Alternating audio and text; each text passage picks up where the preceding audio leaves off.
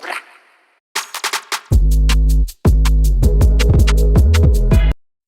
abusuya say obi agye wo Facebook account afi won sema and the direct can be fa so agye ya de back possible and one some fa procedure kakra bi so na afi Facebook for the account na dey asama back bi so untimi log in kra procedure na ya be sha ase no and so oba fa phone no be Google so be Google la na afi wa search how to recover Facebook hacked account, how to recover Facebook hacked account. So unya boya wa search na we ni ebra ya je Facebook account na free won sem e kra ntino o search enya bae na first one help center no recover your account if you think your Facebook account was hacked when me no so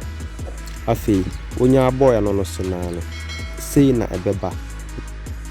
nti se u screw at the class kakra say na etie we so an nya sense screw across ni na yehu how a page is here then etie se na be ya wo mre nti ne se ye bi cross through say na get started na see on or see if you think your account has been hacked or taken over you should visit this page. To visit this page the blue actually no near no so na at the next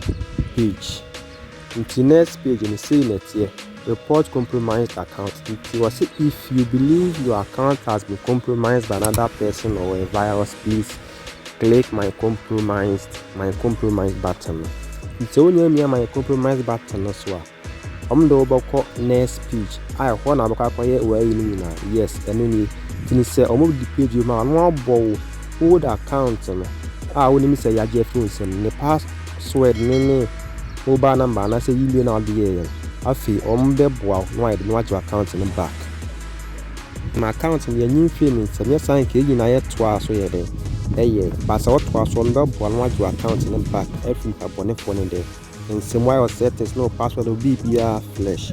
say a beneficial to you one subscribe and one like and one share I'm a for me make a good family and Israel.